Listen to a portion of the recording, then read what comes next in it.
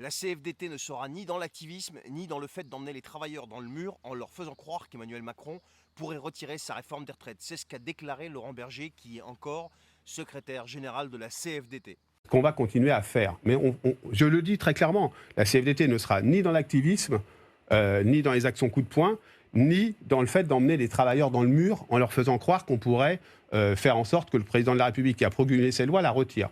Pour autant, je crois qu'on a intérêt à continuer de travailler en intersyndical sur la question du travail, pour regarder les décrets, comment ils vont s'appliquer. Il y a des rendez-vous le 8 juin, notamment à l'Assemblée nationale, avec le groupe Lyot qui veut déposer une proposition de loi pour abroger cette loi. Donc vous voyez, il y a encore des choses à faire, mais évidemment, on est des organisations syndicales qui avons des traditions, y compris d'action, qui sont différentes.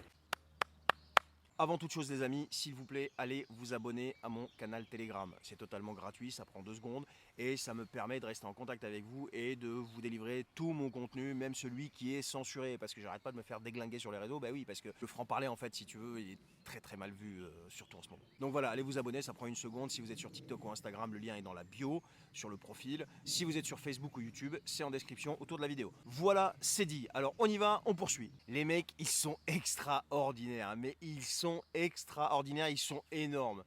Ils ont fait croire à tout le monde pendant des mois, des semaines ou je sais pas combien de temps qu'ils allaient lutter et gagner la bataille des retraites en utilisant tous les moyens à leur disposition, donc manif, danse, casserole, tout quoi.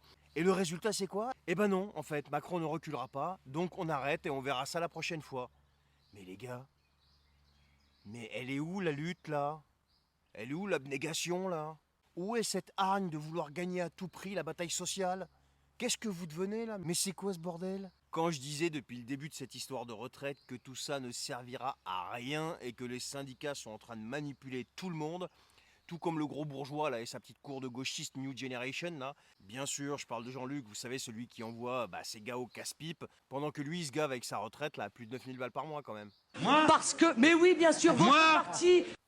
Eh bien, quand je disais ça, t'as beaucoup de gens qui se mettaient à glousser, à m'envoyer des insultes, un torrent, mais de haine, mais t'as même pas idée. Et pas plus tard que samedi, là, dans le village où je vis, eh bien, il y a eu un semblant de manif là, avec des bagnoles qui sont arrivées en affichant tous les drapeaux des syndicats, là, CGT, CFDT, Sud, je sais pas quoi. Et j'ai eu la chance de discuter avec une militante CGT, enfin, discuter. Je dis la chance parce que c'était sincèrement la première fois de ma vie que je pouvais discuter avec une militante CGT pour essayer de comprendre ce qu'ils ont dans la tête et essayer de peut-être modifier ma perception des choses.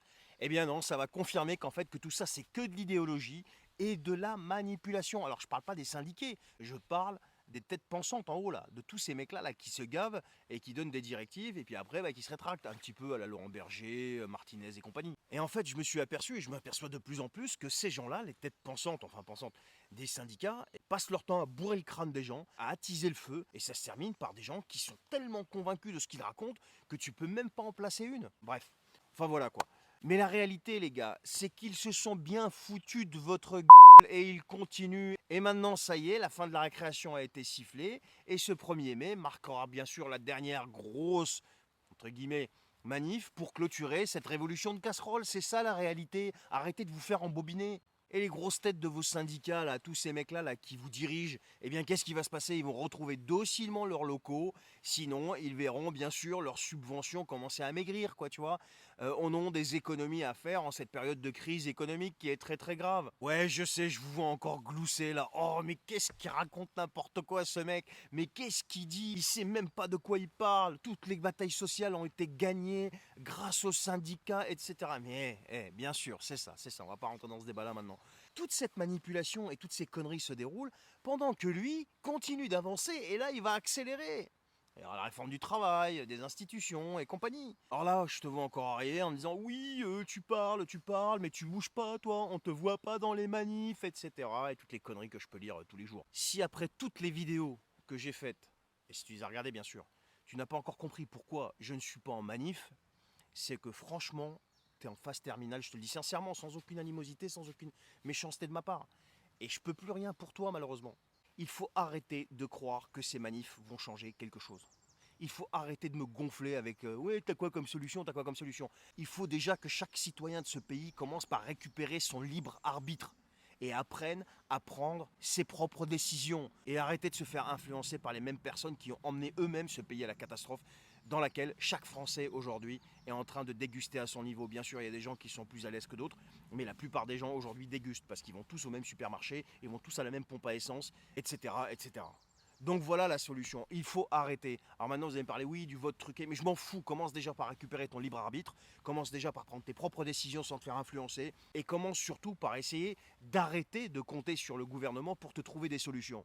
Voilà, malheureusement le monde tourne comme ça aujourd'hui et tu pourras pas le changer, et encore moins avec des syndicats, ça c'est pas possible. C'est pas un discours défaitiste, c'est un discours logique. C'est un discours logique, et ceux qui sont encore ancrés dans le passé, les gars, réveillez-vous parce que je vous assure vous allez vraiment souffrir quoi. Et c'est un discours qui est logique, c'est pas un discours de résignation. Donc il va falloir s'adapter et il va falloir trouver ses propres solutions soi-même. Et arrêter de compter sur ces escrocs de syndicats qui te font croire à une bataille sociale alors qu'il n'en est strictement rien du tout. Donc voilà ce que j'en pense, c'est comme d'habitude, c'est cash, c'est trash, et je te souhaite une excellente journée.